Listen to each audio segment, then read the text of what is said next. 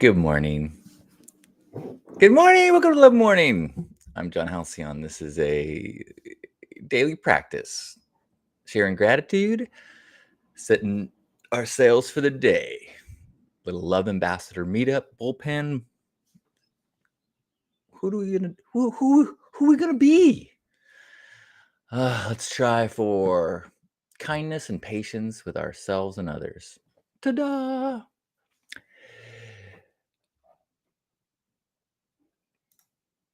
Wait. And it's such a treat to gather here with friends. Let go of your TikTok, Facebook trends and share a little bit of the good. Don't worry if it's what they said you should. Just gather together and get that gratitude. Oh, gratitude, oh, gratitude, lift up that attitude. I said gratitude, gratitude, lift up that attitude. I said gratitude, gratitude, let's lift up that attitude. Welcome to Love Morning now. Ba, ba, ba, ba. Good morning, Razorblade. And good morning, Jason. Hi. Good morning. I just realized I am like a commercial right now of merch. I've got my Love More, Fear Less, Float More, Steer Less t-shirt. I've got a Hug Nation mug. I've got a Float More, Steer Less hat. Unfortunately, the mug and the hat you cannot buy those. Those are things I just made one-offs. But I do still feel like I'm in like promo mode right now. Thanks, Razorblade. I thought that song did have a little pep in its step. So what are you grateful for today? I am grateful for what looks to be a beautiful day in San Diego. I'm grateful that I got a chance to see both my parents yesterday. I had a plan to see my mom, and my dad came home while I was there, and so I got to see them both, and it's great to talk to them. I did a little recording of my mom. I interviewed her for about 30 minutes with my iPhone, which I've done it periodically, and I want to keep doing it. Just capture more of her mannerisms, stories, wisdom, humor. So that was fun. Got to ask her questions about parenting and a few. I learned a few things that I did not know that were insightful as far as personal growth things. It's kind of some heavy stuff, not publicly shareable, but really it was a beautiful expansion of awareness. And I'm so grateful for that relationship that I have with my mom, um, which is that place of knowing that we're all doing the best that we can.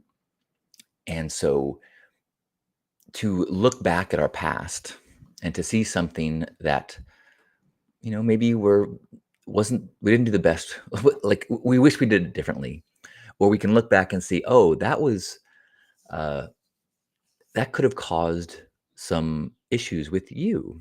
Like I was working through this at the time, and that caused you to have this response, or you learned a pattern or a defense mechanism that wasn't healthy because of this. And to be able to have that conversation without um, blame or guilt, just kind of like, this is how evolution works. This is how consciousness evolution works. You know, my great grandparents did the best they could, and their kids did a little better. And then they did the best they could, my grandparents, and then their kids did the best they could, and they did a little better. Each one kind of learning and doing their growth and becoming less damaged, less affected by their traumas and more forgiving, more, uh, uh, love based. And, and so as my mom and I were talking about things, we got to witness this kind of evolutionary growth of um, our ancestral consciousness.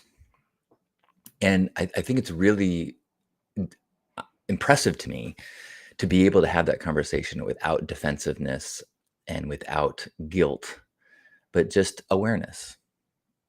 You know? And as I am interacting with Asher, I am learning things to do better. Like because I'm working with a therapist, and I share things, and she says, "Oh, well, you don't have," gives me feedback on things, and I go, "Okay, well, yeah, I was trying to do this, and now I see how that's maybe not that healthy." Anyway, so I'm super grateful for my mom. Long story short. Jason says, "I am grateful for music that makes me dance when I clean the house. Grateful for good vibes." Amen. Good morning, Juan. Razor Blade says, "I wish I got a chance to record an interview of my Nan when she was still alive. I feel very lucky that I got so much footage of, especially my grandfather. I wish I had footage of my dad's parents, John and Ann, my great grandparents on the Stin side. Don't have any video of them at all. I do have a little video of my grandma, Sheikel's, Caleb's wife. Good morning, Rob. Good morning. Who else has got a little bit of gratitude to share? I am grateful for John Oliver. Anybody watch Last Week Tonight?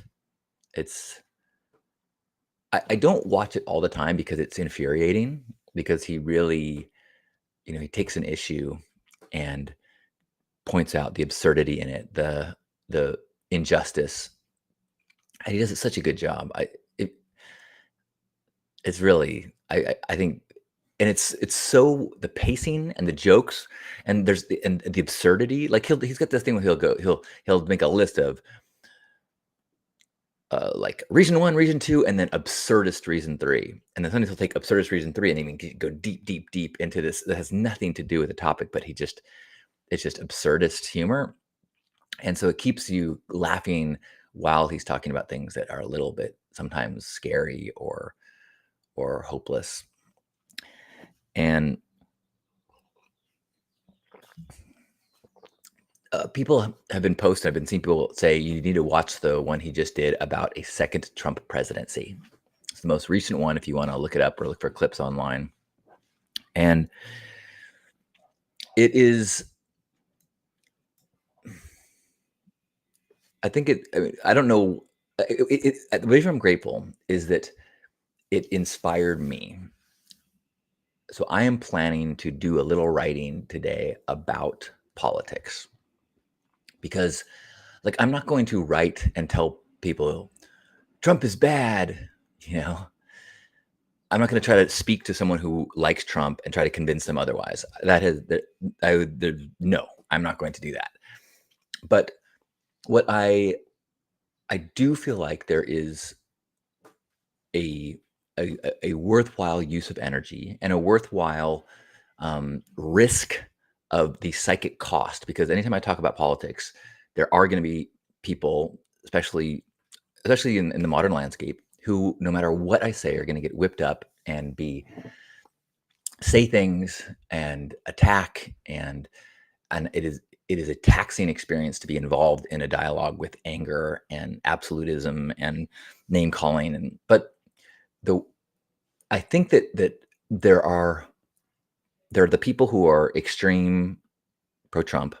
There are people that are extreme pro anti Trump, and there are people who feel like it just doesn't fucking matter. Like both these old men are out of touch. Our system is broken. Our system is flawed. It's corrupt. We've got, or people that say like, I don't like Trump, but the Biden administration is supporting this devastation to Palestinians. So, I got to vote against Biden, or I can't vote for Biden because of the situation with Israel and Palestine. And I feel like there is a need, maybe not a need, the wrong word. I feel like there it would be a worthwhile use of energy to speak to people who don't feel like they need to vote, and speak to the potential danger of a second Trump presidency. And the John Oliver show does an incredible job of showing what is possible. That in the first Trump presidency, no one really knew that he could win, and so they weren't really prepared. They did, and there's so many people. I mean, he's not a politician. Doesn't even they're his main people didn't understand how many positions they had to fill once they went into the White House. There's massive amounts of these political, appointees, and so they have this whole thing called, I think it's called Agenda 2025 or something, but it's like they are preparing to this huge hiring network. It's like a LinkedIn for conservatives to just quickly fill positions. And in fact, there's this legislation that Trump will pass as soon as he's in office to turn a bunch of the non-political appointees into political appointees, meaning there are positions within a bunch of government agencies, like the EPA, that normally those are not political. If you are in charge of testing nuclear facilities or EPA testing, that's not politically based. So you keep your job and you work with administration after administration after administration. The new thing that Trump will put in is that is now a political thing. So you are out, and each new presidency gets to fill the position. So then, and Trump clearly values loyalty over competency. He's demonstrated that, said that. And so, well, not in those words, but so he brings in people that are his people, and then you can start to use agencies to govern. For example, let's say he puts in his own people in the FDA, and then they revoke the the legality of morning after pills. So you don't have to make a law about it. You don't have to get Congress to say, morning after pills are illegal. You get the FDA to say it's no longer approved, and now it's illegal. Now you can't get it because of. Does that make sense? I mean, that's a pretty terrifying thing. So the danger of a second presidency isn't about politics. It's about the destruction of checks and balances. It's about the destruction of the three-part system of American government, which is already dangerously corrupted, and Democrats have done some bad stuff with that, with executive stuff. But I really genuinely feel the danger to governance as we know it could be massively impacted. So, and I'm sure many people talking to me are like, "You're preaching to the choir." Maybe there's some people saying like, "Oh, you're listening to propaganda from the left." I may spend a little energy listening to discerning thoughts about this, but I'm not going to spend too much time arguing about it. I just think, there's so many of the things that I grew up believing about what was good about America could no longer be here. And if you think it doesn't matter who's president, you need to pay attention to the judicial branch.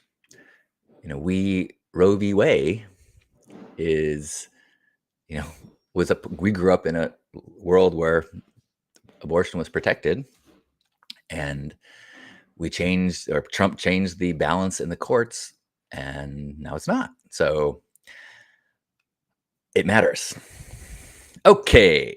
So I'm grateful for John Oliver for the clarity and the inspiration that he gave me to speak to politics, which is not something that I do very often, because I don't feel like it's productive in the venues that I have. But I am going to take some time and expend significant energy to speak to people who feel like it's not worth voting, voting doesn't matter, um, and try to appeal to um, their hearts and say it it will for a lot of people. It will for a lot of people. All right. Good morning, Kiri. Good morning. Good to see you. And DTO. Hello. Buenos dias. Good to see you.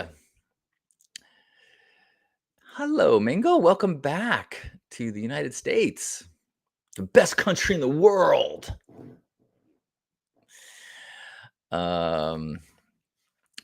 Who else has got something they're feeling grateful for?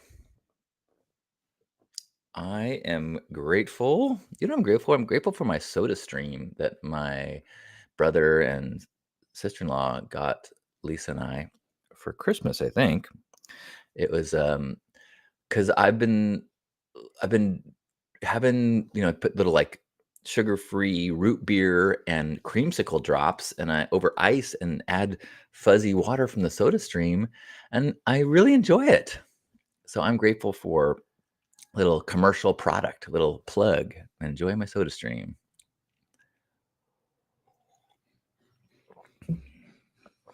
Although I just bought a new replacement, and I didn't realize that you turn them in and you turn in your empty one. So luckily I did not throw away my big old metal canister. Soda stream is the best. Voting does matter, says Mingle. And I'm trying to be clear about is that I'm not arguing politics. I'm arguing systemic issues. That I'm pro democratic republic versus fascist dictatorship, and we are somewhere in the middle, and we want to push it towards democratic republic and farther from fascist republic or fascist dictatorship. Kiri is grateful for the kick-ass upper body workout that I just crushed. Kiri says, if you like your soda stream, for fuck's sake, come to Haka-Cola. I make the bubbles the hard way for the bar. Make the bubbles the hard way? I think you have to explain what that means. Is that dirty? You're right. I do need to go to Haka-Cola, which is now in Center Camp. What's the address there again for this year? And speaking of Burning Man, I submitted the pink ride to Who What Wear yesterday, or I should say Pink Heart did on my behalf. So I am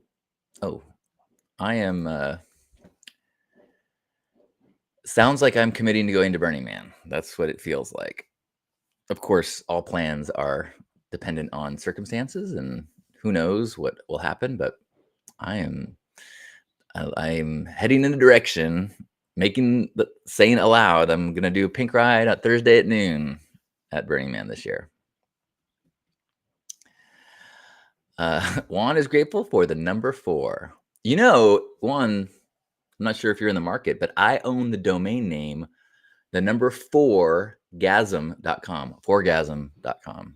Someday I think it's going to be something awesome. I just don't know what. Curie says, we Center Camp Plaza is where Haka-Cola is going to be. Pink Heart is going to be 445 in Esplanade.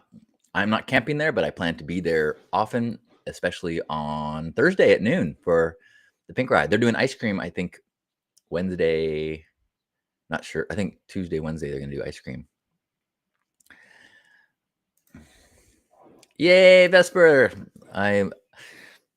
It's hard for me to imagine not doing the pink ride. I think that whatever difficulties I will encounter getting to the burn and getting home will not be as painful as the way I will feel if I do not do the pink ride. Does that make sense?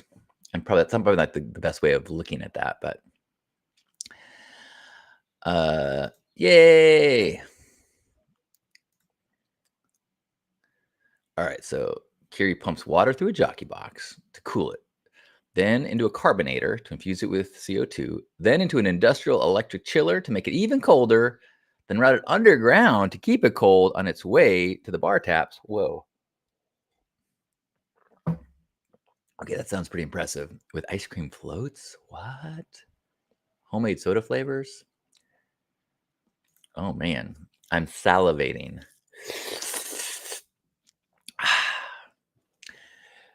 Anyone else have any gratitude they want to share or any examples of love ambassador acts or things that you did or witnessed of kindness or patience in the last few days?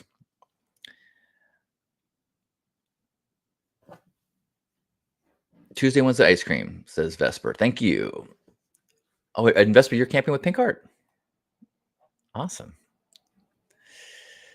445 Esplanade, which is pretty close to center camp. I don't think Pink Heart's ever been that close to center camp.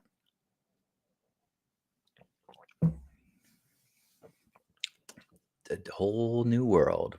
Good morning, Victoria. Well, I'm grateful that there is a Pilates studio a few blocks away that I'm trying to get up the courage to go check out. Actually, what I'm trying to do is just commit and buy like a package because I am having some body pain and I I'm thinking that just committing to doing like twice a week Pilates or would be good for me at least. So I got something. This body is giving me definitely messages that it is not set up for a long haul in this life if I don't do something different.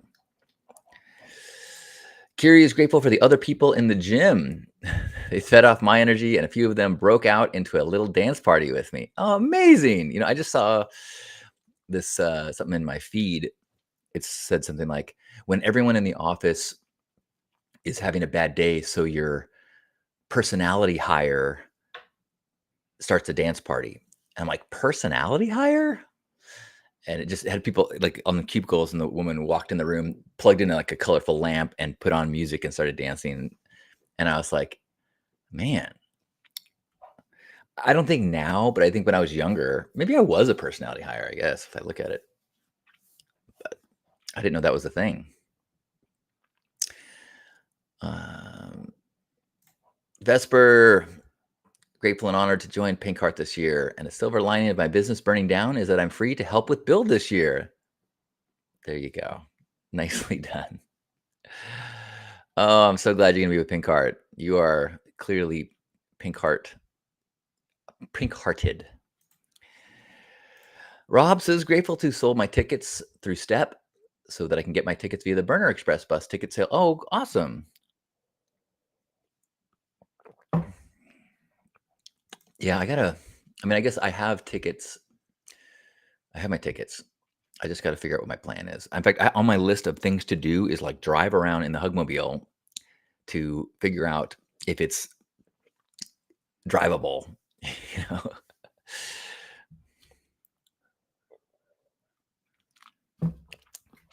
Curie and Vesper. Yeah, I that's what I mean. I didn't know personality hire was a thing. I would guess that's a tough thing to apply for. You probably, I think that's one of those kind of jobs where you have to kind of create the job for yourself, or you apply for something and convince them that, like, hey, in addition to being able to do social media, I can make balloon animals and I am a good energy person and and so you go, okay, we, but I don't know. You're right. I think maybe that is something to put on your resume. I want to apply for the position of love ambassador. Oh, you're not hiring for that? Yes, you are. Any last gratitudes?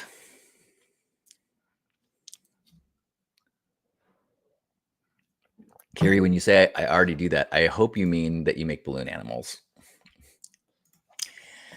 Um, Good morning, Natasha. Grateful for a good night's sleep and waking up without the pain in my feet that was building all the day before. Awesome.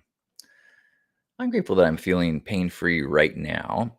And I'm grateful that I am aware enough of this shoulder pain that I'm going to really try to stay off the computer today, or at least not use my right arm on the computer today to try to not aggravate.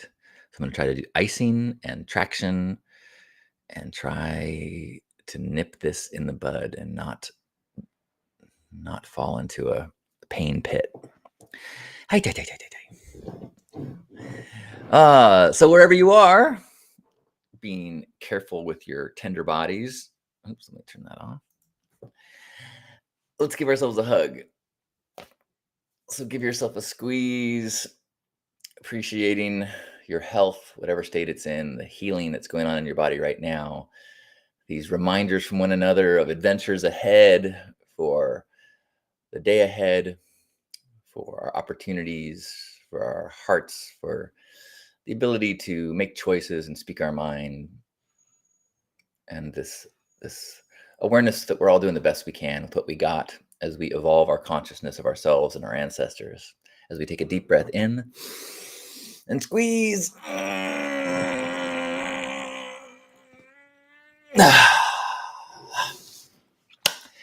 On behalf of my grandpa Caleb and all of us here, thanks for being here for this Hug Nation Love Morning. Have a beautiful day, you beautiful people.